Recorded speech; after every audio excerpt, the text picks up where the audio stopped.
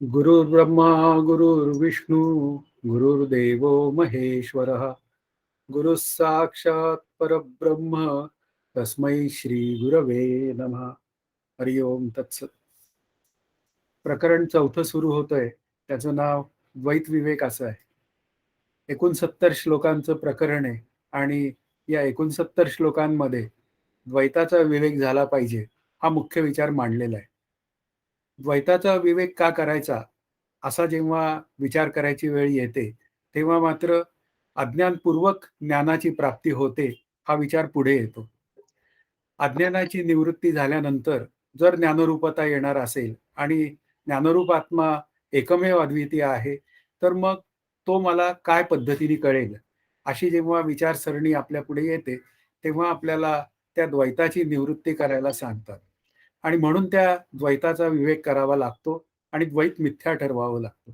म्हणजे द्वैत माईक आहे, भ्रामक आहे अशा पद्धतीने ते ठरवावं लागतं. शंकराचार्यांनी मायावादामध्ये तोच विचार मांडलेला आहे की द्वैताचा निराश झाला असता मला माझ्या स्वरूपाची प्राप्ती होते. शंकराचार्यांकडे सुद्धा काही द्वैती मंडळी येऊन गेलेली आहेत आणि त्यांनी शंकराचार्यांशी द्वैत कसं आहे हे आम्ही सिद्ध करण्यासाठी आलेलो आहे असंही बोललेलं आहे. पण श्री शंकराचार्य म्हणे की ते म्हणाले की द्वैताचा अनुभव सगळ्यांनाच आहे, मग अपूर्वता कशात आहे? अपूर्वता एक षडलिंग आहे आणि अपूर्वता ही अद्वैत तत्वज्ञान सांगण्यात आहे. म्हणून हे द्वैताचं जे तत्वज्ञान मांडलेलं आहे, द्वैताच्या विवेकाचं जे तत्वज्ञान मांडलेलं आहे, ते केवळ आपल्याला ते द्वैत बाधित करून अज्ञानाची निवृत्ती करून मी आनंदाचा ठेवा आहे हे कळण्यासाठी सांगितलंय. म्हणून द्वैताचा विवेक झाला पाहिजे.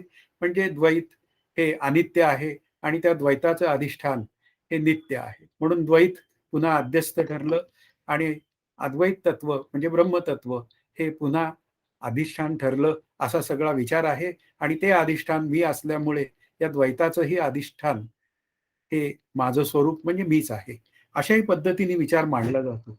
सगळे व्यवहार आपल्या जगातले जे सगळे व्यवहार आहेत ते द्वैतामध्ये चालतात. पण ते द्वैत सत्य समजूनच जर व्यवहार झाले तर त्या निमित्ताने मला सुख किंवा दुःखाचा लाभ होतो. आणि सतत माझी भूमिका ही आनंदाकडे जाण्याची असल्यामुळे मला दुःखातनं आणि सुखातनंही निवृत्ती हवी असती हा मुख्य विचार आहे. आणि मग त्या आत्मस्वरूपाचा अनुभव जर मला आला तर सुखातनं आणि दुःखातनं म्हणजे द्वैतातनं ही निवृत्ती होऊ शकते. ब्रह्मसूत्रामध्ये सुद्धा अश्मत युष्मत अशा पद्धतीने बोललेलं आहे. म्हणजे मी आणि तूपणा या द्वैताविषयी बोललेलं आहे. किंवा दत्ताच्या आरतीमध्ये सुद्धा मितूपणाची झाली बोळवण म्हणजे मी आणि तू हे द्वैत आहे. आणि अशा पद्धतीने ते जर द्वैत बाजूला केलं तर मी अद्वैताशी एकरूप होण्याची एक व्यवस्था तयार करता येते. म्हणून इथे काय आहे, अज्ञानाची निवृत्ती म्हणजे द्वैताची सत्यत्व निवृत्ती ही आपल्याला बाजूला करायची आहे. आणि ती सत्यत्व भ्रांती गेल्यानंतर त्या द्वैताला मी बाजूला करून मी माझ्या आनंदाशी एकरूप व्हायचे. हरिपाठात सुद्धा श्री ज्ञानदेवांनी वेगळ्या प्रकारे ही गोष्ट सांगितली. एक नाम हरी द्वैत नाम दुरी अद्वैत कुसरी विरळा जाणे. म्हणजे द्वैत नाम दुरी म्हणजे द्वैताला जेव्हा सत्यत्व येतं तेव्हा मात्र मी दूर जातो, माझ्या स्वरूपापासून मी दूर जातो. पण मात्र मी माझ्या स्वरूपाकडे येण्यासाठी मला त्या नामाची कास धरावी लागते. म्हणून एकनाम हरी म्हणून हरीशी एकरूप व्हा. मग हरी उभयरूप आहे, तो सगुणही आहे आणि निर्गुणही आहे. अशा पद्धतीने आपण जर विचार करत गेलो तर मग ते अद्वैत कुसरी विरळा जाणे हा अद्वैत कुसरी मी होण्याचं काम हे मला द्वैताच्या विवेकाने करता येतं. शिवाय जेव्हा स्वरूपाचा विचार करायची वेळ येते तेव्हा आत्मा नावाचं तत्व हे 5 ज्ञानेंद्रिय आणि 6 प्रमाणांनी कळत नाही हा मुख्य विचार मांडला जातो. वास्तवात हा एक तासभर विचार करण्याचा विषय आहे. तो आपण कधीतरी त्याचा विचार करूया. पण हे असं माझं जय जय स्वसंवेद्या आत्मरूपा या पद्धतीने मांडलेलं जे स्वरूप आहे ते स्वसंवेद्य स्वरूप 5 ज्ञानेंद्रिय आणि 6 प्रमाणांना कळत नाही आणि ते मी आहे. आणि हे जर मला कळून घ्यायचं असेल तर मग जे प्रमाणांच्या साह्याने कळतं ते हे सगळं व्यावहारिक सत्तेतलं असतं. आणि जिथे जिथे त्रिपुटीच्या स्वरूपात कळलं जातं त्याला द्वैत असं म्हणतात. म्हणजे मी आणि कळून घेण्याची जी काय एक ऑब्जेक्ट किंवा वस्तू आहे, पदार्थ आहे, त्यावेळी मात्र हे द्वैत सिद्ध होतं आणि त्या प्रत्येक द्वैताला अद्वैताचा टेकवा असतो, एवढा विचार मात्र सतत व्हायला पाहिजे. आता हे द्वैत तत्वज्ञान मांडणारे काही द्वैती मंडळी आहेत. आता ते त्यांच्या पद्धतीने तत्वज्ञान मांडत असतात. ते प्रत्येकजण एकमेकांचं खंडन-मंडन करीत असतात. पण इथे मात्र आपल्याला संत वाङ्मय म्हणजे संत श्री गुरु यांना आपल्याला शरण गेल्याशिवाय त्या अद्वैत तत्वज्ञानाचा विचार माझ्या अंतःकरणात तो मुरण्याची किंवा तो एक ठसण्याची व्यवस्था नसते. म्हणून इथे आपल्याला समजूनच घेतलं पाहिजे, की मी कोणाच्या पदरी जायला पाहिजे. त्या अद्वैत तत्वज्ञानाच्या पदरी जायला पाहिजे.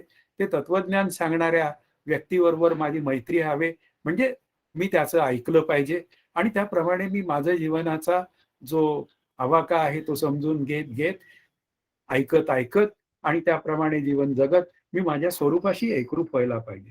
म्हणून इथे जेव्हा आपल्याला विचार करायची वेळ येते, तेव्हा मात्र वेदांत शास्त्र, त्यानंतर वेदांत शास्त्र सांगणारे संत मंडळी आणि त्यानंतर गुरु, अशा पद्धतीने आपली एक भाषा आपल्यापुढे येते. आणि त्यावेळी मात्र मग आपल्याला कोणावर विश्वास ठेवायचा हा मुख्य विचार येतो, की वेदांतावर विश्वास ठेवला तरी काही हरकत नाही. पण वेदांत विचार हा संतांना आणि श्री गुरूंना धरून असला पाहिजे. तो जर माझ्या बुद्धीने विचार केला गेला, तर त्यातनं काहीतरी वेगळंच तयार होतं. म्हणून मला प्रमाण जेव्हा मानायची वेळ येते, तर प्रमाण शब्दाचा अर्थ श्रुती प्रमाण आणि इंद्रिय प्रमाण असाही होतो. पण इथे प्रमाण शब्दाचा अर्थ श्रुती प्रमाणे. म्हणजे इथे आपल्याला जेव्हा प्रमाण म्हणून मानायची वेळ जेव्हा येते, तेव्हा मात्र मला संत आणि श्री गुरु म्हणजे भगवंत म्हणजे भगवद्गीताकार अशा पद्धतीने ते सगळे मला जवळचे वाटतात. मग संतांनी काही वेगळं तत्वज्ञान सांगितलंय का? म्हणजे अद्वैत तत्वज्ञान मांडणारे जे संत आहेत, त्यांनी काही वेगळं सांगितलंय का? असा विचार करायची जेव्हा वेळ येते, तेव्हा त्यांनी आपल्या श्री शंकराचार्यांना विचारसरणीला धरूनच त्यांनी बोललेलं आहे. भाष्याकारा ते वाट पुसतू असं श्री ज्ञानदेव म्हणतात. भाष्यकार या शब्दाचा अर्थ श्री शंकराचार्य. त्यांना विचारतच मी हे सगळं लिहिलेलं आहे, असा विचार त्यांनी पुढे मांडलेला आहे. तुकाराम महाराजांच्या भाषेत विचार केला तर रज्जू सर्पाकार भासी येले जगदंबर अशी त्यांची भाषा आहे. म्हणजे रज्जू सर्प त्यांनीही सोडलेला नाही आणि श्री समर्थ असं म्हणतात, मुळी सर्पाकार झाली, एके ओळखिली, एके भ्याला, एके ओळखिली. म्हणजे याचा अर्थ काय आहे? या सगळ्यांनी मायावाद म्हणजे हा अद्वैत तत्वज्ञान करण्यासाठी म्हणजे अद्वैताशी एकरूप होण्यासाठी हा मायावाद स्वीकारलेला आहे आणि हे द्वैत स्वीकारलेलं आहे. मग असं द्वैत स्वीकारल्यानंतरही पुन्हा अद्वैताकडे जाण्याची त्यांनी सतत भाषा केलेली आहे. आता यालाच आपण काय म्हणूया व्यावृत्ती मुखाने म्हणजे निषेध मुखाने आपल्याला ब्रह्म म्हणजे हे नाही, ब्रह्म म्हणजे ते नाही, अशा पद्धतीने हा ही हे किंवा ते त्या ती या पद्धतीने मला जेवढं काही कळतं ते ब्रह्म नसतं, हा विचार पूर्णपणे माझ्यापुढे मांडला. आणि मग अद्वैत विचारसरणी माझ्यापुढे आणली. त्यात मध्वमुनींचा विचार इथे मांडलेला आहे. ते मध्वमुनी म्हणतात, की जीवब्रह्मैक्य स्थितीमध्ये पूर्णानंद मिळत नाही. आता शरीर नावाची उपाधी असते. जीवब्रह्मैक्य ज्ञानामध्ये शरीर असतानाच ती जी मुक्ती मिळते, तिला जीवनमुक्ती असं म्हणतात. अर्थात त्यामध्ये 2% बाधित द्वैत असतं. वास्तवात त्याच्या दृष्टीने काही फरक पडलेला नसतो. पण शेवटी शुद्ध ज्ञान आणि 2% बाधित रूपाने असलेलं पुन्हा हे द्वैताचं ज्ञान म्हणजे 98% अद्वैत. म्हणजे त्यांच्या दृष्टीने 2% असं म्हणूया, की त्या पूर्णानंदामध्ये थोडासा बाधा आलेली आहे आणि तोच पूर्णानंद विदेहमुक्त झाल्यानंतर मिळतो. पण एक विचारसरणी अशी पण आहे, की जे जीवनमुक्त असतात तेच विदेहमुक्त असतात. अशा पद्धतीने ती भाषा बोलली जाते. पण काय आहे, आपल्याला काहीही केलं तरी सुद्धा आपल्याला मात्र ते अद्वैत तत्वज्ञान कळून घेण्यासाठी या द्वैताचा विवेक हा आपल्याला केला पाहिजे. ब्रह्मानुभव येईपर्यंत स्थूल सूक्ष्म द्वैत अनुभवाला येणारच. अशा या द्वैताचा पंचदशिकार आता विवेक सांगताय. या पहिल्या श्लोकापासून आता विवेकाला सुरुवात झालेली आहे. आता ईश्वर व जीव यांनी निर्माण केलेल्या द्वैताचे विवेचन करू. असा विवेक केल्याने जीवाने ज्या बंधाचा त्याग केला पाहिजे, त्या बंधाचे स्वरूप स्पष्टपणे लक्षात येईल. मुख्य विचार काय आहे, की इथं ईश्वराने निर्माण केलेलं द्वैत आणि जीवाने निर्माण केलेलं द्वैत या दोन गोष्टींचा विचार इथे झालेला आहे. आणि त्या गोष्टींना समजावून सांगण्यापूर्वी जीव, जड जीव, ईश्वर आणि जगत या चार गोष्टी श्री गुरूंनी आपल्या पुढे मांडलेल्या आहेत. या पंचदशीकारांनीही मांडलेल्या आहेत. पण विचार करताना विचारसागर ग्रंथामध्ये असं विचार केला गेलाय, की जड चैतन्य, जीव चैतन्य, ईश्वर चैतन्य आणि ब्रह्म चैतन्य. मग त्या जड जीव ईश्वर हे काय आहेत? तर हे कल्पित रूपाने भासणारे आहे. आणि पुन्हा या सर्वांना सत्ता कोणाची आहे? तर ब्रह्मस्वरूपाची आहे. म्हणून त्यांच्यामध्ये चैतन्यत्व जो विचार आहे, तो वास्तवातला विचार आहे. म्हणजे काय आहे, की वास्तवात अभेद आहे. म्हणजे वास्तवात हे जीव आणि ईश्वर नावाचे जे तत्व आहे, ते अभेदच आहे. म्हणजे ज्या ईश्वराने हे जगत निर्माण केलं आणि तो त्या आकाराचा झाला, तो विचार येणार आहे. तो आपण त्यावेळी करूया. पण याचा अर्थ दोघांमध्ये भेद नाहीये. म्हणजे वास्तवात अभेद आहे याचा अर्थ कार्यकारण भावाचा विचार केला तर कारण जर का ब्रह्म असेल आणि हे उर्वरित जगत आणि जगतात भासणारे पदार्थ ते ईश्वरासह जर का आपल्यासमोर भासत असतील तर ते सुद्धा कार्यकारण भावामध्ये कारणासारखेच असतात. असा एक कल्पित रूपाने विचार पुढे येतो. म्हणून इथे काय आहे, पाहायला गेलं तर वास्तवात सगळं अद्वैतच आहे. पण पाहायला गेलं तर द्वैत मात्र कसं आहे, ते कल्पित आहे. मग त्या प्रत्येक द्वैतामध्ये म्हणजे त्या प्रत्येक द्वैतरूप भासणाऱ्या उपाधीमध्ये मात्र तो भगवंतच भरलेला आहे, अशी आपल्याला एक विचारसरणी अंतःकरणात निर्माण करून त्या दृष्टीने मी प्रत्येक वस्तूमध्ये, प्रत्येक पदार्थांमध्ये आणि प्रत्येक व्यक्तींमध्ये मी ब्रह्म पाहू शकतो. आणि ते ब्रह्म पाहिल्यामुळे मग मला कोण्याही जीवाचा न घडो मत्सर वर्म सर्वेश्वर पूजनाचे. आता हे सर्वेश्वर तो आहे, तो आत्मरूपच आहे, म्हणजे ब्रह्मरूपच आहे. म्हणजे त्याची पूजा जी आहे तीच त्या ब्रह्मस्वरूपाची पूजा आहे असा विचार करता येईल. म्हणून इथे जीवाचा आणि त्या ईश्वराचा विचार जेव्हा करायची वेळ येते, तेव्हा माया नावाचं तत्व ईश्वराच्या स्वाधीन आहे आणि माया नावाची उपाधी म्हणजे अज्ञान नावाची उपाधी आता आपल्या त्या जीवाला ती त्रास देऊ शकते. त्रास देऊ शकते या शब्दाचा अर्थ जेव्हा ती उपाधी सत्यत्वाने भासते, तेव्हा त्या उपाधीचं विशेषण झालेलं असतं. आता उपाधीचं विशेषण झालेलं असतं या शब्दाचा अर्थ पाहूया आपण, की उपाधी जी असते ती उपहिताला धरून नसते. म्हणजे ती उपहितापासून वेगळी असते. उदाहरणार्थ आपण पाहिला, की टेबलावर असलेला मोबाईल. आता हा मोबाईल ही टेबलाची काय आहे? उपाधी आहे. पण तो मोबाईल मात्र टेबलापेक्षा वेगळा आहे. मग ज्या अर्थी वेगळा आहे, त्या अर्थी त्याला टेबलावरनं काढून आपल्याला दुसरीकडे ठेवता येतो. तसंच आत्मा चेतन आहे आणि पुन्हा काय आहे, हा जड अचेतन भासणारा देह हा मात्र वेगळा आहे. चेतन आणि अचेतन या दोघांचं एकत्रीकरण होणं कसं शक्य आहे? म्हणून वास्तवात ते एकत्र झालेले नाहीत, पण कल्पितात मात्र ते एकत्र झालेले आहेत. असा विचार आपल्याला करता येतो आणि मग दोघांना वेगळं करता येतं आणि मग दोघांना वेगळं करायचं याचा विवेक काय सांगतो, की देह सत्यत्व भ्रांती अंतःकरणातनं घालवा. मग आता देहाचा विवेक करा आणि विवेक करताना असं लक्षात येतं, की देह तव पाचा महाभूतांचा म्हणजे अष्टधा प्रकृतीचा आहे. तो जन्माला आलेला आहे म्हणून तो मिथ्या आहे. म्हणून सत्य मिथ्या विवेकामध्ये देह मिथ्या ठरतो आणि देहाचा अधिष्ठान असलेला आत्मा चेतन तो सत्य ठरतो आणि त्या सत्यरूप आत्मस्वरूपाकडे जाणं म्हणजे त्याच्याशी एकरूप होणं हाच खरा माझ्या अभ्यासाचा उद्देश आहे. म्हणून इथे द्वैताचा विवेक हा आपल्याला अशा पद्धतीने करता येतो. म्हणून इथे काय आहे, जेव्हा बुद्धी अज्ञानग्रस्त असते म्हणजे जेव्हा मी करता मी भोगता अशा पद्धतीने बोलते, तेव्हा मात्र ती अज्ञानाच्या सांज वेळेत असते असा त्याचा विचार आहे.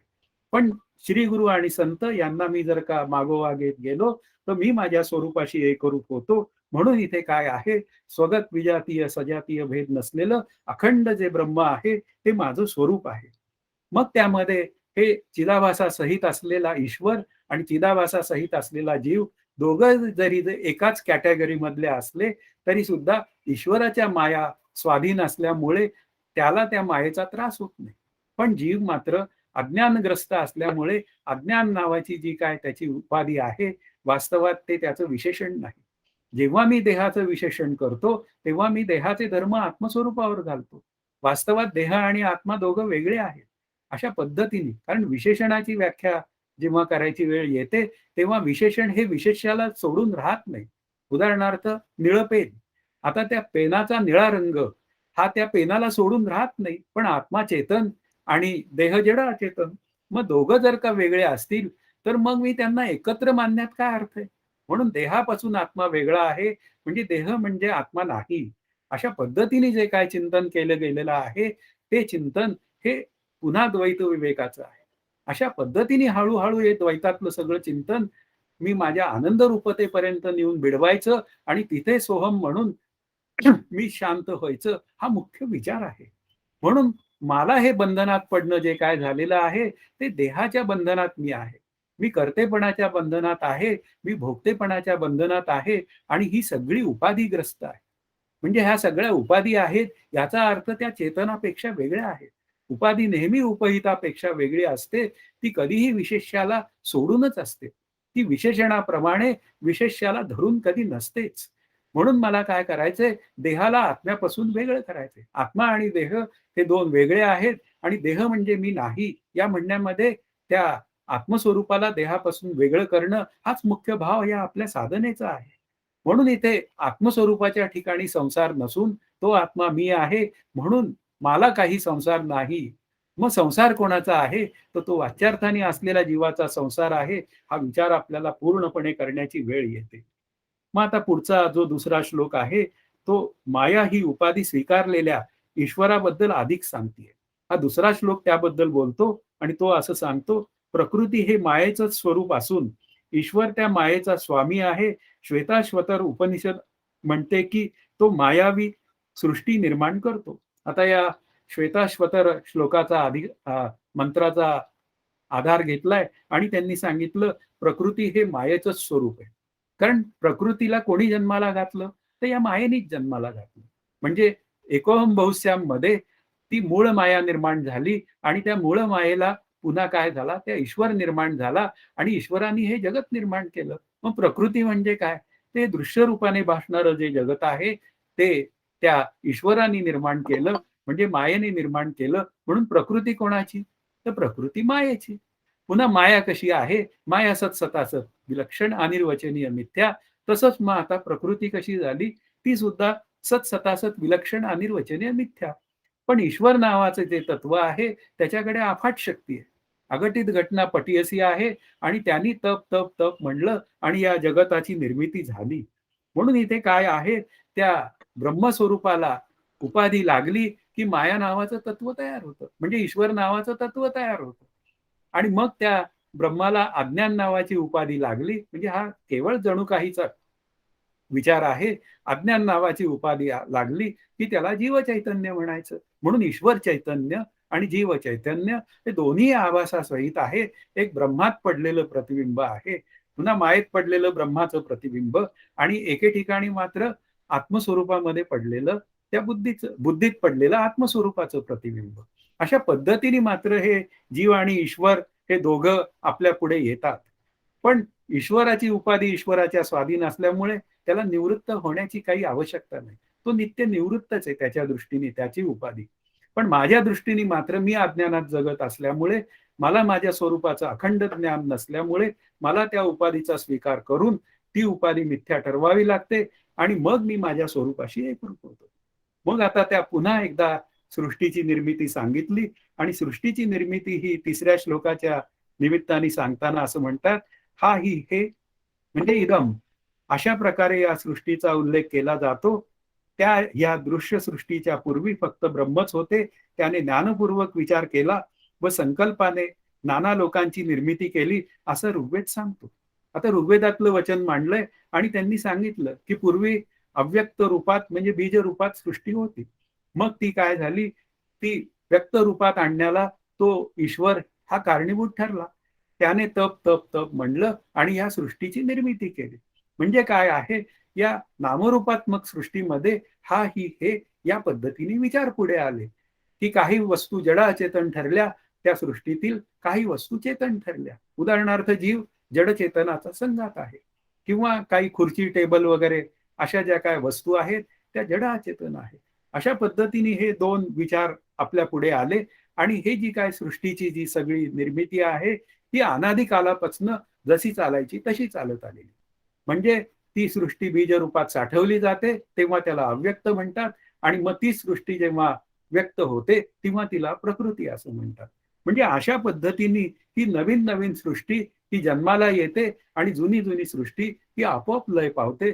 वास्तवात जग नावाची गोष्टच नाहीये, हा मूळ सिद्धांत आहे. पण एक काय आहे की सृष्टी निर्मितीचा विचार हा वारंवार मध्ये मध्ये सांगितला जातो.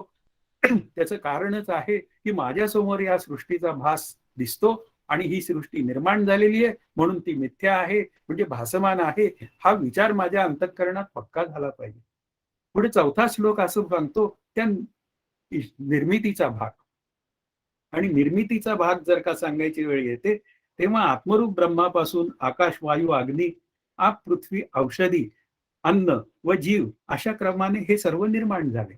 आता त्याच्या निर्मितीचा एक क्रम सांगितला आणि निर्मितीचा क्रम सांगताना आत्मरूप ब्रह्मापासून आपण मागे पाहिलेलंच आहे. महाभूत विवेकामध्ये आकाश नावाचं भूत प्रथम होतं, मग त्यामध्ये वायू, अग्नी वगैरे अनुक्रमे ते तयार होतात. पण अशा रीतीने मग नंतर औषधी वनस्पती वगैरे तयार होतात आणि मग त्या वनस्पती खाण्यासाठी तो जीव नावाचं तत्व हे तयार होतं. मग अशा प्रकारे हा क्रम सांगितला. पण इथे मात्र काय आहे, ब्रह्मस्वरूपामध्ये काहीही बदल न होता, मुख्य जो विचार आहे त्या ब्रह्मस्वरूपामध्ये काहीही बदल न होता ही सृष्टी भासायला लागते. आणि अशा पद्धतीने भासायला लागते तेव्हा मात्र लक्षात ठेवावं लागतं की भासमान सृष्टी मिथ्या आहे. आणि मग ती मिथ्या जेव्हा ठरते तेव्हा मात्र मला माझ्या आनंदाकडे जाण्याची व्यवस्था तयार करता येईल. इथे बरंच वैज्ञानिक तत्वज्ञानाचा विचार केलेला आहे. वास्तवात वैज्ञानिक तत्वज्ञानामध्ये म्हणजे विज्ञानवादामध्ये त्या आत्मस्वरूपाचा अभ्यासाचा विचारच नाही. त्यामुळे ते सृष्टीची रचना अशी झाली तशी झाली काही जरी झाली तरी सुद्धा सृष्टी निर्माण झालेली आहे आणि ज्या अर्थी ती सृष्टी निर्माण झालेली आहे त्या अर्थी ती पुन्हा मिथ्या आहे. एवढा विचार मात्र अद्वैत तत्वज्ञानाचा विचार करणाऱ्या साधकाला मात्र करता आला पाहिजे. पुढे 5वा श्लोक जो आहे तो असं सांगतो, मीच विविध रूपांनी प्रगट व्हावे असे स्फुरण झाल्यावर ईश्वराने ज्ञानपूर्वक संकल्प तप करून हे सर्व जगत निर्माण केले असे तैत्तरीय उपनिषद सांगते. म्हणून मीच बहु व्हावे, एकोहम बहुश्याम असा तो विचार मांडला गेलेला आहे की मी बहु व्हावे आणि मी बहु व्हावे असं झाल्यानंतर मग त्या ईश्वराने तप तप तप असं म्हटलं आणि त्यानंतर ही सगळी सृष्टी निर्माण झाली. म्हणून इथे काय आहे, ती सृष्टी मात्र कशी निर्माण झाली आहे तर ज्ञानपूर्वक निर्माण झाली आहे. म्हणून इथे सृष्टीच्या निर्मितीचं ज्ञान हे प्रथम पासूनच ईश्वराला आहे आणि त्याप्रमाणे ती सृष्टी त्यांनी निर्माण केलेली आहे आणि ती निर्माण केल्यानंतर ती काय पद्धतीने निर्माण होते त्याचा विचार मागच्या श्लोकात सांगून झालेला आहे. म्हणून जिथे जिथे निर्माण झालेलं असतं ते काही काळ टिकतं आणि कालांतराने जातं म्हणून ते मिथ्या असतं. एवढा विचार आपल्या अंतःकरणात सतत असला पाहिजे. म्हणून या द्वैताच्या निमित्ताने हा सगळा संसार हा सगळा ईश्वराने निर्माण केलेला आहे म्हणून सृष्टी ईश्वराची आहे हा त्यातला विचार आपल्याला पक्का झाला पाहिजे. पण काय होतं त्या ईश्वराने निर्माण केलेल्या सृष्टीचा विवेक करायची वेळ जेव्हा जीवाला येते तेव्हा एक जीवसृष्टीचाही विचार करावा लागतो. आणि मग जीव काय करतो त्या ईशसृष्टीतीलच पदार्थ वापरतो, त्यातलंच लोखंड वापरतो, त्यातलंच तयार झालेलं माती वाळू वगैरे ह्या सगळ्यांचा उपयोग करून घेतो आणि घर बांधतो. घर बांधून तो काय करतो ते घर मी बांधलं अशा अहंकारात जीवन जगतो. पण जेव्हा मात्र काय आहे घराचं आयुष्य त्या मानाने जास्त आहे. मग जेव्हा घर सोडून जायची वेळ येते तेव्हा मात्र याला दुःख होतं. मग घर कशासाठी बांधलं हा विचार अंतःकरणात येतो की अरे घर मी माझ्या सुखासाठी बांधलं आणि त्यातून तर हे दुःखच निर्माण झालं. असं कसं काय? कारण का मी जीवकृत द्वैतामध्ये ते घर अहंकाराने मी माझं मानलं आणि मग मी करता किंवा मी त्याचा मूळ अशा पद्धतीने जेव्हा जेव्हा मला विचार आला तेव्हा तेव्हा मला कधी सुख झालं आणि कधी दुःख झालं. म्हणून ईशकृत द्वैतामध्ये सुख दुःख काही नाही कारण ते ईश्वराच्या माया स्वाधीन असल्यामुळे त्याला काही अडचण नाही. पण जेव्हा हा जीवकृत द्वैत जेव्हा निर्माण करतो तेव्हा मात्र मी केलं असं म्हणतो आणि माझं माझं असं म्हणतो. आणि असं माझं माझं म्हणल्यामुळे मी सुखी किंवा दुःखी होतो हा या मूळ न विचार केल्याचा म्हणजे या दृश्य जगताचा विवेक न केल्याचा परिणाम आहे. हे विचार माझ्या लक्षात ठेवले पाहिजे. 6वा श्लोक असं म्हणतो, हे पूर्वीपासूनच सतरूपानेच होते, मी बहुरूपाने प्रगट व्हावे असे स्फुरण झाल्यावर त्याने ईक्षण तप केले. नंतर अग्नी, पाणी, पृथ्वी अंडजादी जीव निर्माण केले असे सामवेदांतर्गत छांदोग्य सांगते. म्हणून आणखीन एक आधार दिला, तो वरच्या प्रमाणेच आहे, की पूर्वी ते सतरूपानेच होते. आता होते या शब्दाचा अर्थ पुन्हा तो जगताच्या संदर्भातला विचार आहे. सतरूप मात्र आहे आणि आहे आणि आहे. अशा पद्धतीने ते त्रिकाला बाधित आहे, पण त्या जगाच्या संदर्भाने त्याला होते हा शब्द आलेला आहे. म्हणून मी बहुरूपाने प्रगट व्हावे असं ते सांगितलं गेलेलं आहे. आणि तो विचार मांडताना माझ्या श्री गुरूंनी काही जणांनी 3 भूतांचाच विचार मांडलेला आहे, काही जणांनी पंचीकरणाचा विचार मांडला. आता त्रिवृत्तकरण आणि पंचीकरण हे 2 विचार इथं आलेले आहेत, की काही जण जे दृश्य पंचमहाभूत आहेत त्यांनाच मानतात. उदाहरणार्थ अग्नी, पाणी आणि पुन्हा काय जल, या 3 भूतांनाच मानतात. आणि मग उरलेल्या 2 भूतांचं काय, ते त्यात त्याचा समावेश आहे अशा पद्धतीने मांडतात. पण स्पष्टपणे ते कबूल करत नाही. मात्र काही जण मात्र पृथ्वी, आप, तेज, वायू, आकाश मानतात. मग ते म्हणतात पंचीकरण झालेलं आहे, काही जण त्रिवृत्तकरण झालेलं आहे.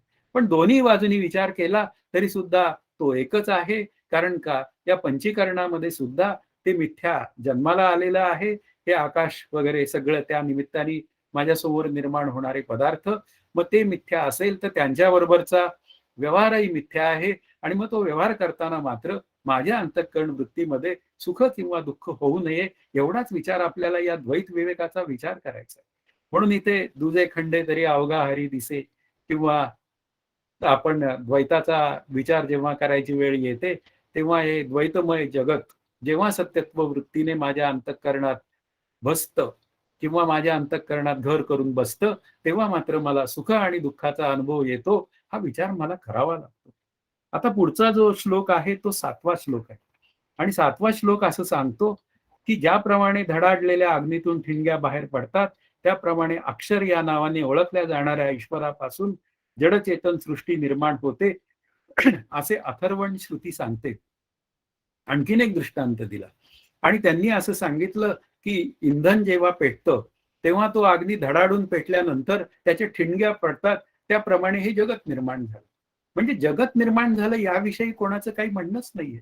मग या जगताला काही आपल्याला अडचण नाहीये. मग जगत नावाची गोष्ट निर्माण झालेली आहे. आता निर्माण झालेली असेल तर या ईश्वराने निर्माण केली. कारण कोणी निर्माण केले असा विचार जेव्हा येतो आपल्या पुढे, त्यामुळे ब्रह्म एकमेव अद्वितीय असल्यामुळे ते अक्रीड आहे. त्यामुळे ते काही करत नाही, पण सत्ता ब्रह्मस्वरूपाची आहे. मग ब्रह्मस्वरूपाच्या सत्तेवर या ईश्वराने हे जडा, अचेतन आणि पुन्हा चेतन म्हणजे माणसं, प्राणी वगैरे अशा पद्धतीने हे जगत निर्माण केलेलं आहे. म्हणून इथे काय आहे, जड व चेतन असे 2 विभाग या आपल्या जगतामध्ये आपल्याला पाहायला मिळतात. म्हणून इथे काय आहे, आपल्याला विचार एकच करायचा आहे, की जग कसं आहे, ते एकदेशी आहे, मर्यादित आहे. पण त्याचं अधिष्ठान असलेला जो आत्मा आहे, तो मात्र मी आहे आणि तो मात्र अमर्याद आहे. अशा अमर्याद तत्वाशी मी जेव्हा एकरूप होईल, तेव्हा मात्र मला माझ्या आनंदाचा ठेवा मी आहे हे नक्की कळलेलं असेल. आता पुढे इथे 8व्या आणि 9व्या श्लोकाचं एकत्रित चिंतन आहे. चालू सृष्टीच्या निर्मितीपूर्वी या आधीच्या कल्पातील प्रलय झालेले जग अव्यक्त किंवा अव्याकृत स्थितीत होते. म्हणजे ही दृश्य सृष्टी जी आहे ती जेव्हा निर्माण व्हायच्या आधीची जी स्थिती आहे ती अव्याकृत आहे किंवा अव्यक्त स्थिती आहे किंवा बीजरूपात साठवून दिलेलं. अशा पद्धतीने ते जग त्या ईश्वरासह हे सगळं जगत त्या अव्याकृतामध्ये म्हणजे मूळ मायेमध्ये, समर्थांची भाषा वापरायची असली तर मूळ मायेमध्ये ते स्थित झालेलं असतं. आता ते ईश्वराने 5 ज्ञानेंद्रियांना कळू शकणाऱ्या नामरूपाधिकांनी व्यक्त केले. मग आता काय झालं, त्या मूळ मायेतनं ईश्वर निर्माण झाला. ईश्वराने तप तप म्हणलं आणि हे जगत निर्माण केलं. म्हणजे हा सगळा दृश्य पसारा या जगताचा म्हणजे नामरूपांचा पसारा हा निर्माण केला. म्हणून साधन करताना नेहमी नामरूपात्मक जगत, पुन्हा अस्थिभाती प्रियरूप असलेला ईश्वर आणि त्याचं अधिष्ठान असलेलं ब्रह्मतत्व अशा पद्धतीने बोलली जातात. म्हणून नामरूपात्मक जगतामध्ये मला राहायचंच आहे, वादच नाही. पण त्या अस्थिभाती प्रियरूप असलेल्या ईश्वराच्या आज्ञा पाळायच्या आहेत आणि ब्रह्मस्वरूपाशी एकरूप व्हायचंय, हा विचार आपल्याला पक्का केला पाहिजे. म्हणून इथे काय आहे, हे नामरूपात्मक जगत निर्माण करणारा ईश्वरच आहे एवढा विचार आपल्याला पक्का केला पाहिजे. विराटादिकांच्या रूपाने ही नामरूपे स्पष्ट होतात म्हणजे ब्रह्मांडाच्या रूपाने. ईश्वराचा समष्टी देह अशी जेव्हा भाषा बोलायची वेळ येते, त्यावेळी या ब्रह्मांडाला ईश्वराचा समष्टी देह असं म्हणतात. मग विराट मनू माणसे, गायी, गाढवे, घोडे, शेळ्या, मेंढ्या यापासून ते मुंगीपर्यंतचे नरमादी अशी जोडपी त्याने निर्माण केली, हे बृहदारण्यात सांगितलंय. मग अशी सगळी जोडपी निर्माण केली आणि त्या ईश्वराने निर्माण केलेल्या सृष्टीचा व्यवहार चालू झाला. तो व्यवहार चालू केला आणि व्यवहारापासून मात्र तो ईश्वर अलिप्तच राहिला. आणि तो ईश्वर अलिप्त राहून त्यांनी मात्र याचं सगळं नियमन करण्याचं जे काम आहे ते सुरूच ठेवलं. आणि ते ईश्वर नावाचं तत्व या जगाचा अंत होईपर्यंत हे सगळं काम ते चालूच ठेवतो आणि ते प्रत्येक गोष्टीची नोंद त्याच्या वहीत असते, एवढं समजून घेतलं पाहिजे. आता पुढे जो विचार आहे तो 10व्या श्लोकाचा विचार आहे, जीवमात्रात चैतन्य कसे निर्माण झाले? आणि त्याचं उत्तर इथे दिलेलं आहे. वरील प्रकाराने जीवांची अनेक शरीरे निर्माण करून माणूस, गाय, ईश्वर स्वतः जीवरूपाने त्यांच्यात शिरला असे सर्व श्रुती सांगतात. शरीरामधील प्राणांना धारण करणाऱ्याला जीव असे म्हणतात. म्हणून इथे ईश्वराने निर्माण केलं हे जगत. मग त्यांनी कसं केलं जगत? त्यांनी आकाश निर्माण केलं, तो आकाशाच्या आकाराचा झाला. त्यांनी पाणी निर्माण केलं, तो पाणीच्या आकाराचा झाला. म्हणजे तो पाणीच झाला. अशा पद्धतीने अनुप्रविष्ट श्रुती असं सांगते. म्हणून तो या जगाचा अभिन्न निमित्त उपादान कारण ठरला. आता निमित्त कारण म्हणजे काय? की जी वस्तू बनवतो तेव्हा त्याला निमित्त कारण म्हणतात. म्हणजे उदाहरणार्थ कुंभाराने घट बनवला, तर तो मात्र काय आहे? तो कुंभार त्या घटाचं निमित्त कारण आहे. पण तो कुंभारच घट होत नाही, म्हणून तो अभिन्न निमित्त कारण ठरू शकत नाही. पण ईश्वराने मात्र हे जगत निर्माण केलं आणि तो त्या आकाराचा झाला. म्हणून इथे आपल्याला लक्षात ठेवलं पाहिजे, की तो निमित्त कारण आहे, पण मात्र तो पुन्हा कसा आहे? अभिन्न निमित्त कारण आहे. तो पुढे त्या आकाराचा झाला, म्हणजे तो उपादान कारणही तोच झाला. आणि तो उपादान कारण झाला याचा अर्थ प्राणी त्याने निर्माण केला आणि तो त्यात शिरला असं नाही. म्हणून इथे काय आहे? या जगताची जी काय मालकी आहे ती सगळी त्या ईश्वराची आहे. आणि तो ईश्वर कसा आहे? तो सर्वज्ञ सर्वसाक्षी आहे आणि त्याच्याकडे माझं सगळं लेखाजोखा आहे. त्याच्याकडे माझं सगळं रेकॉर्ड आहे आणि त्या रेकॉर्ड प्रमाणे तो मला माझ्या केलेल्या कर्मांची फळं देतो. म्हणून इथे या ईश्वराने हे द्वैत निर्माण केलेलं आहे आणि हे द्वैत निर्माण करताना त्यांनी काही अटी घातलेल्या आहेत, की या पद्धतीने तू जीवन जग, तुला काही अडचण येणार नाही. आणि अशा पद्धतीने त्यांनी मला जीवनात काही अटी दिल्या आहेत आणि त्या अटी श्री ज्ञानदेवांनी मांडल्यात. मी वारंवार मांडतो. विधी ते पाळीत, निषेधा ते गाळीत, मज देऊनी जाळीत कर्मफळे.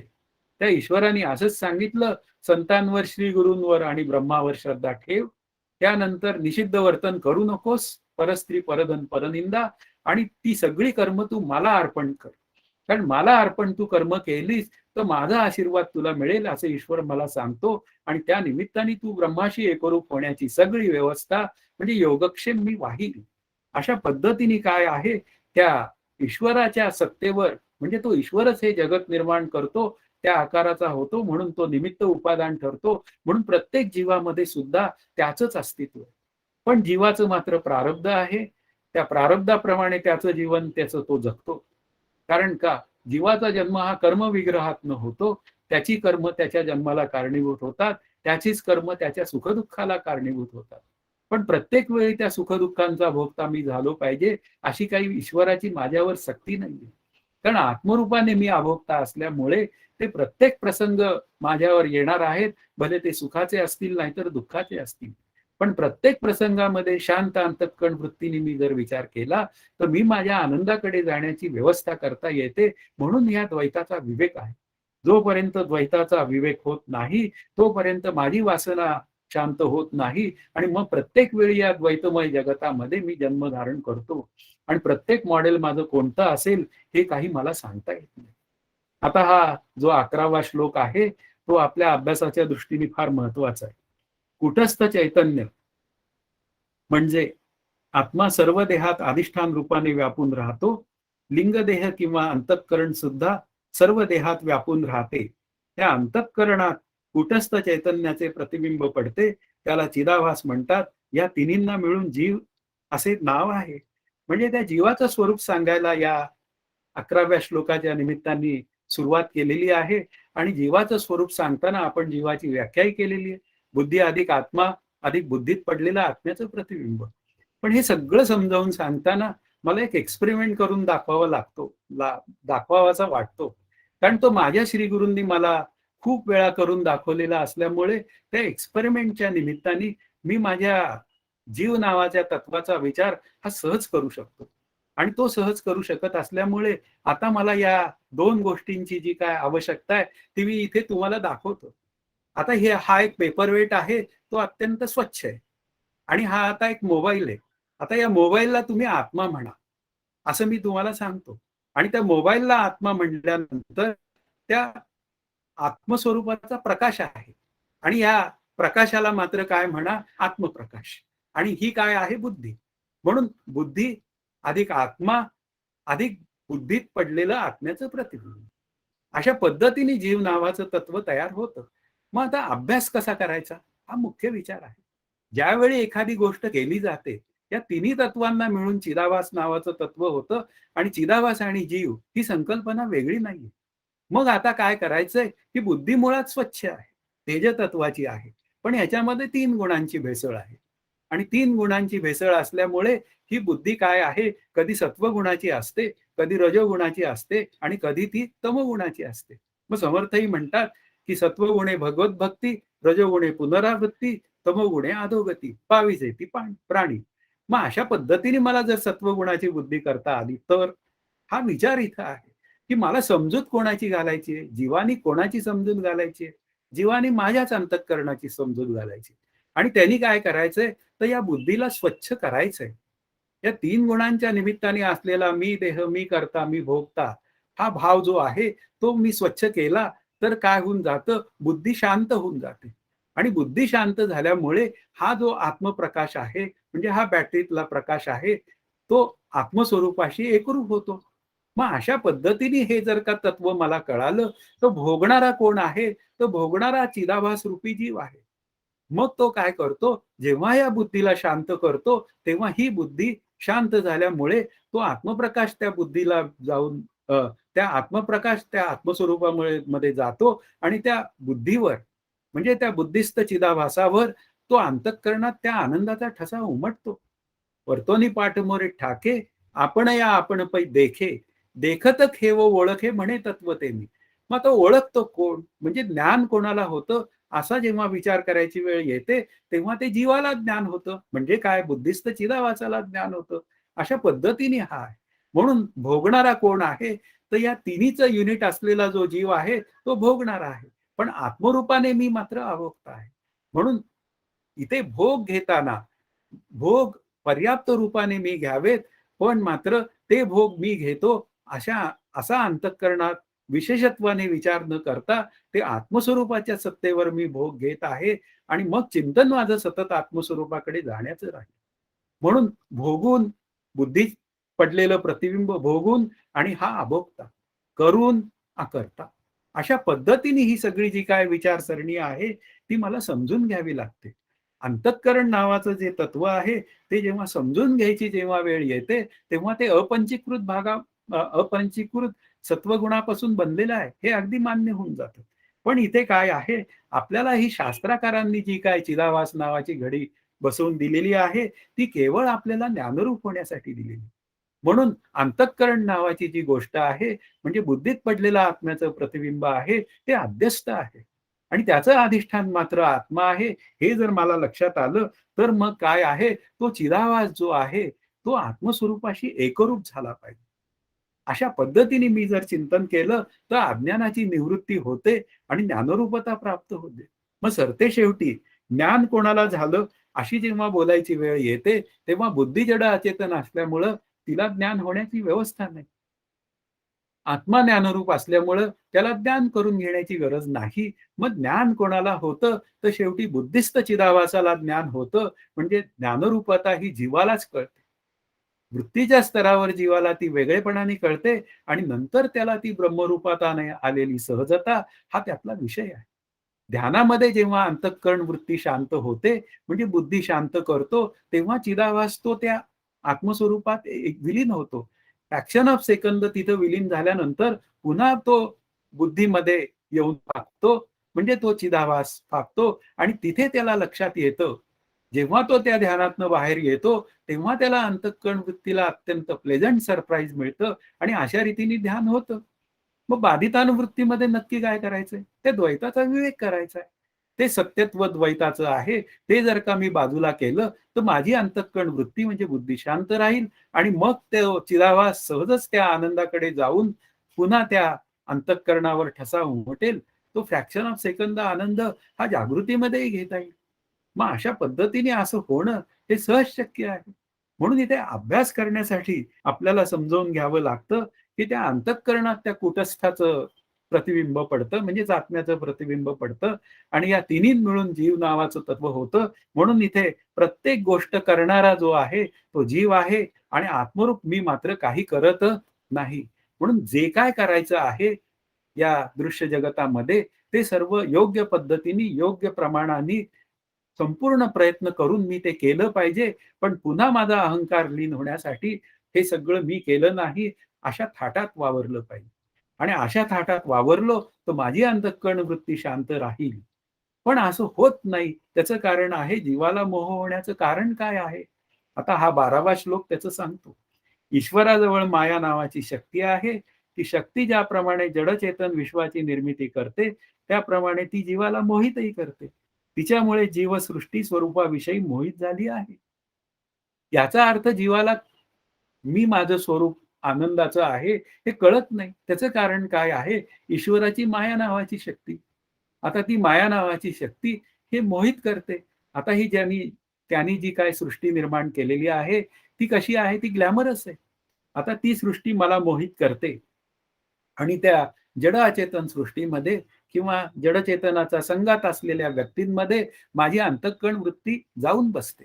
ती सतत त्यांचाच विचार करते आणि त्यांचाच विचार करून ती मोहित होते आणि मोहामुळे मी त्यांचा देह तरी सत्य मानतो, नाहीतर जडचेतनात्मक असलेलं घर तरी सत्य मानतो किंवा जड अचेतन असलेला देह तो मी माझा आहे असं तरी मानतो. आणि ह्या निमित्ताने मी सतत सुखी किंवा दुःखी होतो. मग आता हा मोह जो आहे जीवसृष्टीला होणारा, तो माया नावाच्या शक्तीमुळे आहे. मग आता हा दोष काय त्या ईश्वराचा आहे का माझा आहे? आता मोहित ईश्वर होतो का मी होतो? ईश्वर नावाचं तत्व मोहित होत नाही. पण मी मात्र मोहित होतो. कारण का मी जगाला सत्यत्व देतो, त्यात होणाऱ्या व्यवहारांना सत्यत्व देतो आणि त्या निमित्ताने सुखी-दुःखी होतो. म्हणून काय आहे, आपल्याला मोहसमुद्राचे आटणे अशी एक भाषा आहे.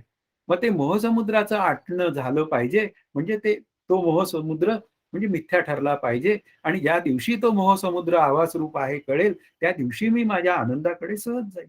म्हणून इथे काय आहे, माझं वाहवत जाणं जे आहे, ते केवळ मोहित रूपाने आहे. मग त्या मोहालाच मी फक्त आवरायचंय आणि पर्याप्त रूपाने मी माझं सगळा या जगातला व्यवहार करायचा आहे. म्हणून पुन्हा "मज देवनी जाळीत कर्मफळे" हा विचार मला माझ्या या मोहित अंतःकरणापासून दूर करण्यासाठी खूप उपयोगाचा आहे.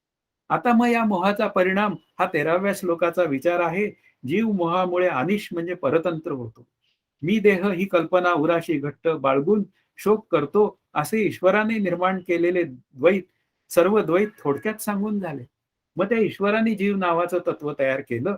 पण जीव नावाचं तत्व वाच्यार्थाने परतंत्र आहे. पण कूटस्थ रूपाने मात्र तो स्वतंत्र आहे. पण काय होऊन जातो, तो वाच्यार्थाने मात्र या ईश्वराने निर्माण केलेल्या सृष्टीमध्ये त्याचं जीवन घालवतो आणि तो अंतःकरण वृत्ती त्याच्यातच ठेवतो.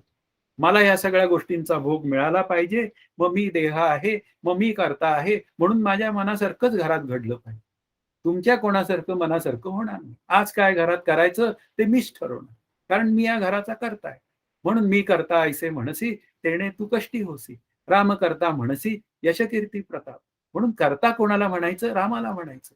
पण मोहाच्या परिणामामुळे मी कर्ता होतो, म्हणून मी भोगता, म्हणून मला सगळं सुख-दुःख भोगावं लागतं.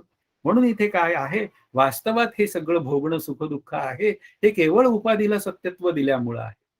पण ती उपाधी जर मिथ्या ठरली, तर मग काय आहे, त्या मिथ्या उपाधीतनं माझी अंतःकरण वृत्ती ही सहज विलग होते आणि मग ते ब्रह्म आणि शरीर म्हणजे आत्मा आणि शरीर दोन्ही वेगळे होतात आणि मला माझ्या आनंदाचा अनुभव येतो. म्हणून काय आहे, अविद्येने ग्रस्त असलेला जो जीव आहे या देहासह, तो मात्र प्रारब्धाधीन आहे. त्याप्रमाणे त्याला प्रारब्धाचे चटके बसतीलही, प्रारब्धाने सुख मिळेलही.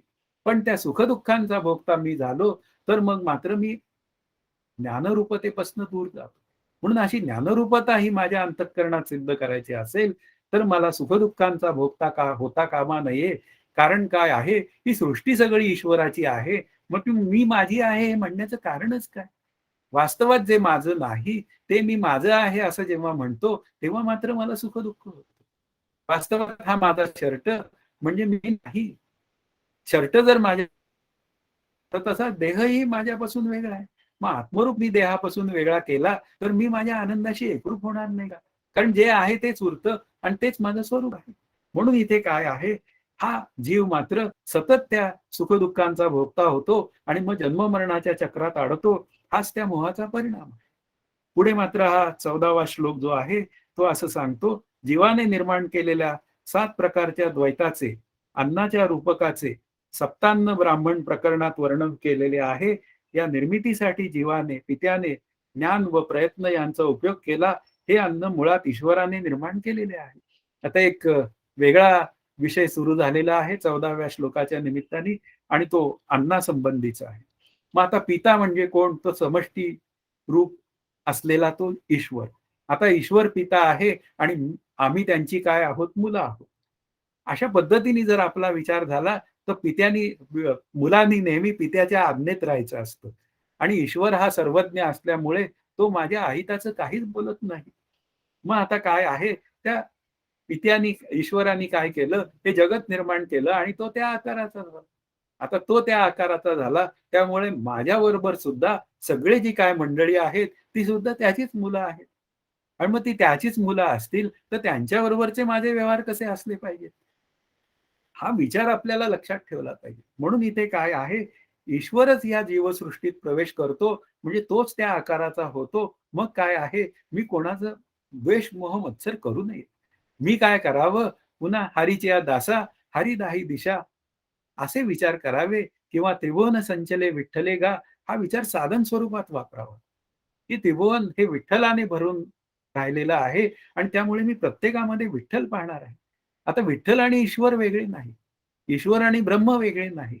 अशा पद्धतीने जर का अंतःकरणात विचार असतील, तर तेच ब्रह्म काय झालं, ते हे परब्रह्म उभे विटेवरी. आता ते विटेवरून कुठे आलं? थेट माझ्यासमोर आलं व्यक्तीच्या स्वरूपात आणि ते व्यक्तीच्या स्वरूपात आल्यानंतर मग प्रत्येक व्यक्तीमध्ये मला त्याला पाहायला काय हरकत आहे? अशा पद्धतीने हा सगळा अण्णांचा तपशील आहे. तो आपण आता इथे 15व्या 16व्या श्लोकाच्या निमित्ताने करूया, की अर्थ जन्म मरणा जन्मणाऱ्या व मरणाऱ्या जीवाकरिता एक अन्न. त्याच्याकरता कोणतं अन्न आहे? तर त्यांच्याकरता धान्य आहे.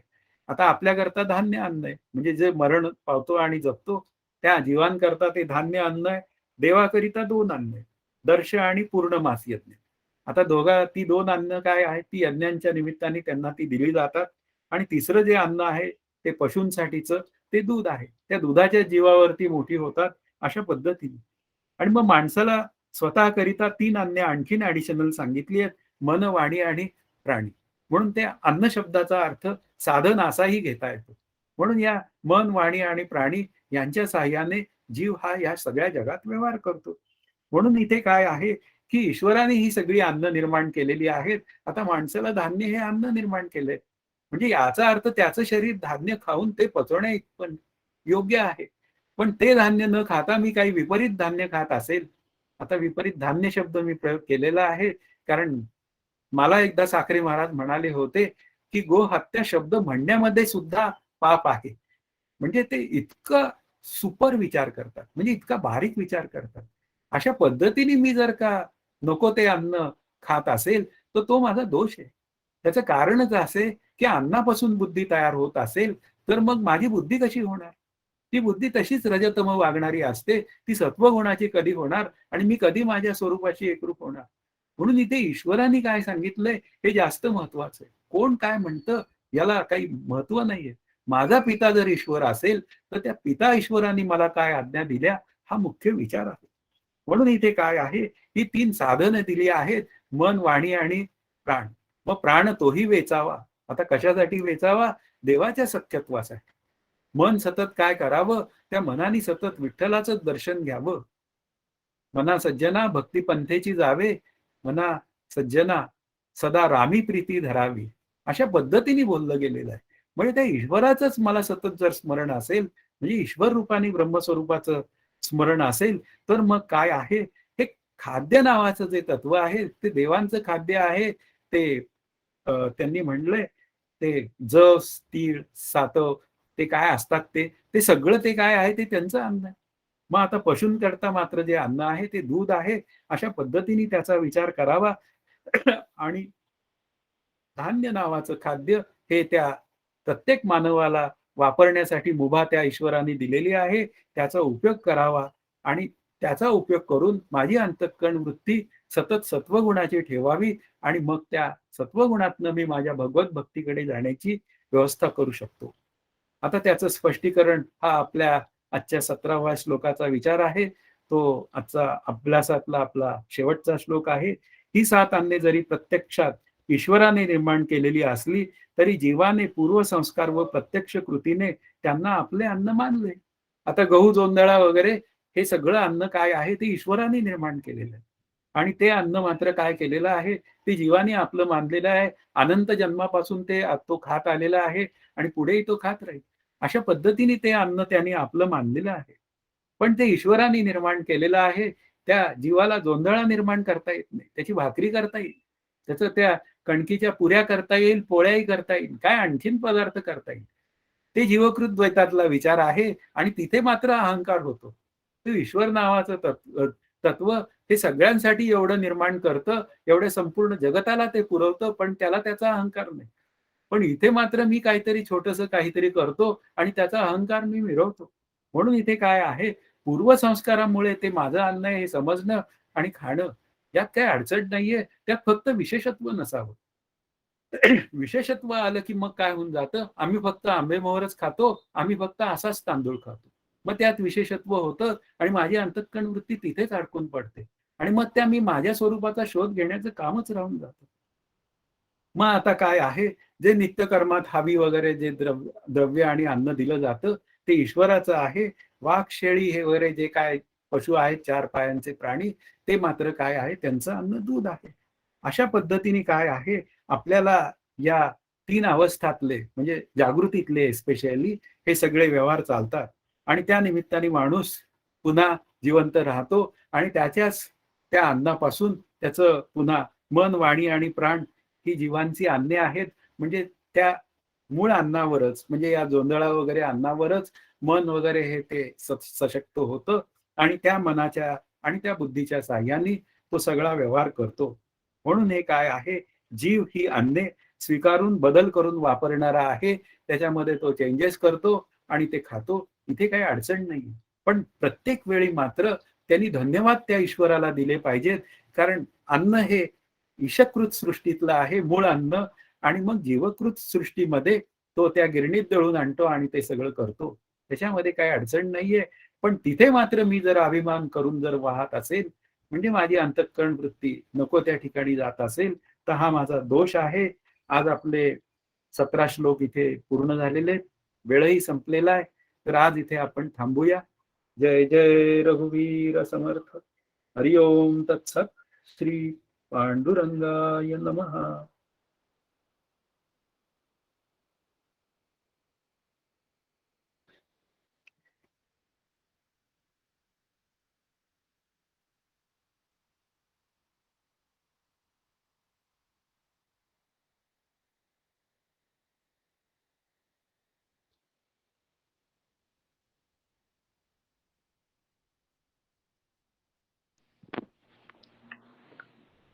उदयदादा, शतानंद बोलतोय.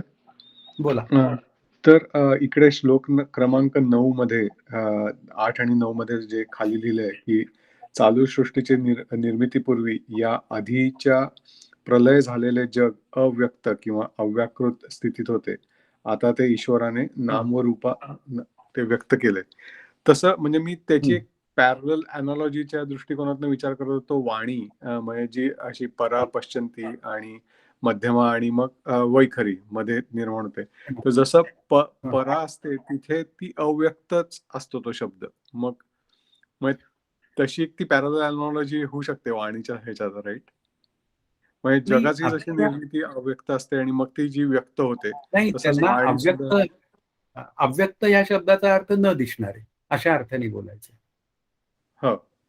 म्हणजे बीजरूपात सृष्टी जेव्हा साठवली जाते, हं. कारण शेवटी काय आहे कार्यकारण भाव सांगावा लागतो ना, की ही बरोबर. सृष्टी आली कुठनं?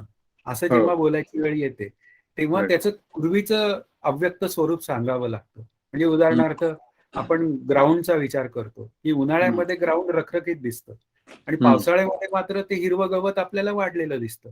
बरोबर. त्यावेळी ते गवत मात्र अव्यक्त स्वरूपात असतं, असा तो विचार. हं, म्हणजे हं, यांना तेवढंच सांगायचंय, की पूर्वी जी अव्यक्त स्वरूपात होती सृष्टी, ती मात्र हं. काय झाली? व्यक्त झाली. व्यक्त. असं व्यक्त होणं आणि पुन्हा हं, अव्यक्तात जाणं हे प्रवाह रूपाने सुरू आहे. असं. हं, हा हं. त्यातला विचार आहे. वाणींचा जो विचार आहे तो वेगळ्या पद्धतीने राइट. साधनेसाठी, की हो. वैखरी वाणी नाम घ्यावं, मग हं, किंवा तो आत्मविचार करावा, काही हं, असेल अंतःकरणापासून करावा आणि हं, हळू तो परावाणीत यावा. आता राइट. परावाणी काय आहे? तिथे मात्र तो व्यवस्थितपणे रुजणारा विचार आहे. हं, जेव्हा तो परावाणीत विचार रुजतो, तेव्हा हं, मात्र तो विचार आपल्या अंतःकरणातनं कधी जात नाही. पण हं, वैखरी, मध्यमा किंवा अंतःकरण म्हणजे पश्चंती वाणीत जर तो असेल, तर हं. तिथं मात्र तो कधी-कधी निसटून जाऊ शकतो. म्हणून ओके. आपल्याला बोलताना म्हणतात, मनापासून कर अभ्यास. त्याचं हं, कारण आहे तो नाम सुद्धा बेंबीच्या देठापासून घे. म्हणजे हं. परावाणी. अशा बरोबर. दृष्टीने तो विचार आहे. Right, right, right. हां, तसं. समजलं. हां.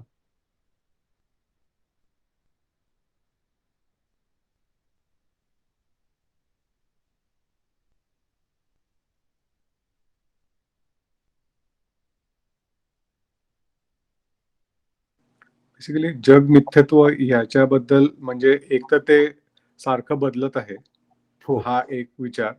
हो. आणि अ, अजून कुठल्या-कुठल्या पद्धतीने त्याचा विचार करता येईल, की जग मिथ्या आहे त्याचा? म्हणजे आपण त्यात सुख-दुःखांचा विचार आहे. मूळ द्वंद्व सुख-दुःख आहे. कारण आपल्याला हो. पाहिजे सुख. म्हणून जग राइट. हे सुख-दुःखात्मक आहे असंही बोललं जातं. हं, म्हणजे हं. वास्तवात ते आनंदाचं आहे. पण बरोबर. जेव्हा कल्पित रूपाने विचार करायची वेळ येते, तेव्हा हं, ते वाच्यार्थाने सुख-दुःखात्मक आहे. मग या हं, जगातला प्रत्येक व्यवहार मात्र कसा आहे, तो कधी सुखाचा होऊ शकतो, कधी दुःखाचा होऊ शकतो. हं. म्हणजे मिळणाऱ्या बरोबर. फळावरनं आपण त्याचा विचार करू शकतो. हं. पण व्यवहारच जर मिथ्या असेल, तर त्यातून हं. निर्माण होणारं सुख-दुःखही मिथ्या आहे. मिथ्या. अशा पद्धतीने मी प्रत्येक वेळी माझी अंतःकरण वृत्ती शांत ठेवायचा प्रयत्न केला पाहिजे. प्रयत्न करायचा. राइट. हां. आणि ज्यावेळी ती शांत राहील ना, त्यावेळी ती स्वरूपाकार आहे. हे त्याचं हं, उत्तर आहे. हं, म्हणजे बाधितानुवृत्तीने का होईना ती स्वरूपाकारच आहे. कारण हं. 2% बाधित म्हणजे ते जग दिसेनासं होणं ही काही अपेक्षा नाहीये. हं. ते जग राइट. दिसलं पाहिजे, त्या जगातला पदार्थ जसा आहे तसाच कळला पाहिजे. हं, पण अनासक्त वृत्ती हं. अशा रीतीने. आणि जेवढी मग ती वृत्ती शांतच राहत राहील, तेवढा तो आनंद जर का व्यक्तच होत राहील, तर हे विचार सुद्धा तेवढेच जास्त घट्ट बसत जातील फार अजून-अजून, की ती म्हणजे शांत ते झाल्यामुळेच. सहजच होऊन जातं म्हणजे ते राइट. स्वरूप. आणि ते त्या स्वरूप. शांत राइट. झालेल्या अंतःकरण वृत्तीमध्ये म्हणजे जो हं, जीवनमुक्त असतो ना, हं, त्याला शांत झालेल्या अंतःकरण वृत्तीमध्ये तो त्याचं जीवन जगतो. म्हणजे हं. द्वैतातच जीवन जगतो. यात वादच नाही. पण ते बरोबर. जगत असताना त्याची अंतःकरण वृत्ती शांत राहते आणि हं, कधी-कधी स्वरूपाकार होते. म्हणजे हं, हं. अस्सल स्वरूपाशी एकरूप होते. पुन्हा ती त्या 2% बाधितानुवृत्तीमध्ये येते. आता त्याला दिवसभरामध्ये किती वेळा ती स्वरूपाकार होणार आहे आणि हं, किती वेळ ती या बाधितानुवृत्तीने राहणार आहे, हं. हा काही उलगडा नसतो. ते त्याचं बरं. प्रारंभ. ते त्याचं प्रारब्ध असतं. हां. हां, अच्छा. पण हां. तिथे मात्र मिथ्यात्व निश्चय पक्का झालेला असल्यामुळे हं. जीवसृष्टीचा त्याला काही त्रास होत नाही. म्हणजे राइट. आवरण दोष निघून जातो, म्हणजे हं, आत्मस्वरूपाचं अज्ञान. हं, शरीर रूपाने विक्षेप दोष राहतो, पण तो केवळ अज्ञानी लोकांसाठी. हं. वास्तवात त्याच्या दृष्टीने शरीर नावाचं विक्षेप नाहीच आहे. अशा बरोबर. पद्धतीने जीवन जगतो तो. अगदी. Right, right. हां. तेच मला आधी असं ते डॉक्टर काका जेव्हा नेहमी सांगतात, की परमार्थाचं मेन उद्दिष्ट आहे, की सकल दुःखाची निवृत्ती आणि हां. म्हणजे परमानंदाची प्राप्ती. परमानंदाची प्राप्ती. तर हां. मला पहिल्यांदा असं त्या 2 वेगळ्या गोष्टी वाटायच्या. पण मग आता म्हणजे इतक्यात असं जाणवायला लागलं, की तसं हं. नसून ते जेव्हा ॲक्चुअली सकल दुःखाची निवृत्ती होते, तेव्हा तिथे आनंद आहेच आहे. म्हणजे तो आहेच ते that's one and the same thing. म्हणजे ते व युगपत असल्यामुळे ते 2 वाटतात, पण त्या खरं 2 नाहीच आहेत. त्या एकच गोष्टी आहेत. आता ते कल्पित आहे म्हणल्यावर हम्म. कारणासह वर्तमान दुःखाची निवृत्ती ही कल्पित आहे. राईट. हा, मग आता त्याची निवृत्ती झाली तर जे आहे तेच कळणार मला, हा. असं ते आहे. म्हणजे आनंदच कळणार. हा. हा, मग आनंदाशिवाय या जगात काहीच नाहीये, असा काहीच आत अंतःकरण पक्क होऊन जातं. राईट. राईट. हा, हा त्यातला भाग. खूपच छान आहे. हा, म्हणजे अंतःकरण वृत्ती द्वैतात राहणं शक्य आहे. आता मला इथं बोलता येत नाही तुम्हाला, कारण हम्म. काका मला बोलताना मग सांगू का तसं काय बोलले ते? हो, आवडेलच. म्हणजे आम्ही तिघं चर्चा करत होतो, मी, काका आणि माझी पत्नी. त्यावेळी काका म्हणाले की 2% बाधितानुवृत्तीने द्वैत सत्यत्व असतंच तिथे. आता हे बोलता येत नाही मला इथे. ते बोलू नकोस काका म्हणाले कधी. पण आज काय चॉईस नाही उरला, असं त्याचं बरोबर. उत्तर. म्हणजे बरोबर. हा, ते पण त्या सत्यत्वाचा काही फरक पडत नाही आयुष्यावर. हो ना. सहजच मी शांत आणि आनंदात राहतो. माझी अंतःकरण वृत्ती विशेष नाही झाली की मी जिंकलो. हम्म. बस. आता हे असं परमनंट राहणं विदाउट एनी प्रयत्न, विदाउट सहजता. हो ना.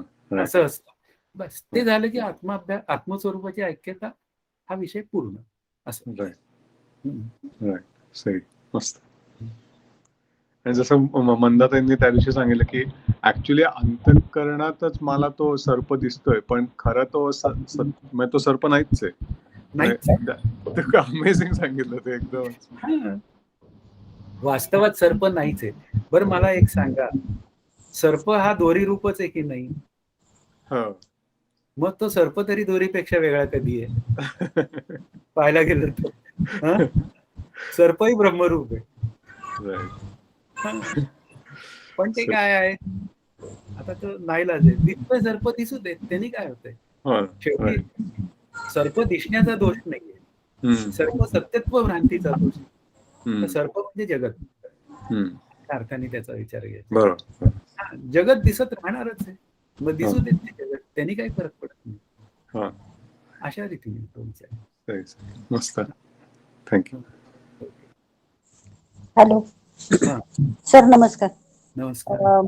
मला असं विचारायचं होतं की ईश्वराचा समष्टी देह म्हणजे सूत्रात्मा, बरोबर आहे?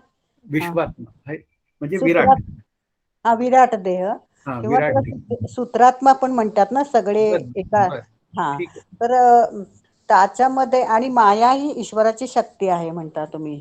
काय आणि माया ही ईश्वराची शक्ती आहे. शक्ती. हा, ओके. आणि ती बीज रूपानं ब्रह्माच्या पोटात दडलेली असते, बरोबर आहे? हे माझं. आता तर ज्यावेळी अव्यक्त स्वरूप असतं तेव्हा ती हा, ब्रह्मस्वरूपामध्ये असते. हा, तर मला म्हणायचं असं की त्याचं तुम्ही जे 10वा श्लोक हा, अभिन्न निमित्त कारण आणि उपादान कारण जे जरा सांगितले ना, ते हा. थोडं परत सांगता का काय? अभिन्न म्हणजे काय? त्यांनी जग निर्माण केलं आणि तो त्या आकाराचा झाला. म्हणजे हा, प्रत्येक वस्तूत व्यक्तित्व आला, हा, म्हणून तो अभिन्न राहिला. अभिन्न शब्दाचा अर्थ आहे भिन्न नाही ते अभिन्न. हा, त्यांनी बरोबर. निर्माण केलं म्हणून निमित्त कारण, हा, हा, हा, हा, आणि तो त्या आकाराचा झाला म्हणून उपादान कारण. हा, हा, उपादान कारणाची व्याख्या आहे की ज्याच्याशिवाय कार्य टिकू शकत नाही त्याला उपादान कारण म्हणतात. उदाहरणार्थ माती आणि घट. माती हा. हे घटाचं उपादान कारण आहे. माती आहे तर घटाचं अस्तित्व आहे. खरंय, खरं. अशा अर्थाने निमित्त उपादान आहे. हा, हा, हा, हा, पण कुंभार मात्र मडकं निर्माण करतो पण त्यापासून वेगळाच राहतो, बरोबर आहे. म्हणून तो अभिन्न निमित्त उपादान नाही होऊ शकत. अच्छा. हा, हा, म्हणून हा, प्रत्येकामध्ये ते ईश्वर तत्व आहे, ते मी पाहावं म्हणून कोणीही जीवाचा न घडू मत्सर, हेच आनंद, असा विचार. हा, हा, हा. हं. छान. आणि ते ह्याचं पण मोबाईल आणि ह्याचं जे तुम्ही उत्तर हे दिलं हा, ते छान वाटलं, म्हणजे खूप छान समजलं तो ते माझे श्रीगुरु नेहमी दाखवतात तो प्रयोग, त्यामुळे ते सहज कळतं. आता ते माझ्याकडे बॅटरी नव्हती, तो टॉर्च असतो आपला 2 बॅटरीचा, तो काही माझ्याकडे नव्हता, म्हणून मी तो मोबाईल हा विषय न मांडता त्याला आत्मा म्हणा असा बोललो मी त्याला. परफेक्ट डोक्यात घुसला तो त्यामुळे. तो प्रयोगच त्यासाठी, आणि तो एक्सलंट प्रयोग. बरोबर. त्यामुळे जीव नावाचं तत्व हे बुद्धी अधिक आत्मा अधिक बुद्धीत पडलेलं आत्म्याचं तत्व. हा, म्हणून वाच्यार्थाने जीव सगळी कर्म करतो, पण लक्षार्थाने मात्र तो आकर्ता. बस हेच सांगायचं. हा, हा, आत्मा करता. बस म्हणून करायचं सगळं जे जसं सांगितलंय तसंच करायचं, आणि ते ईश्वराला अर्पण करायचं, अर्पण श्री गुरूंना अर्पण करायचं. खरंय. बस. सुप्रीम खूप अथॉरिटीला ते अर्पण करा. करायचं. अगदी बस अगदी. अगदी. धन्यवाद सर, धन्यवाद.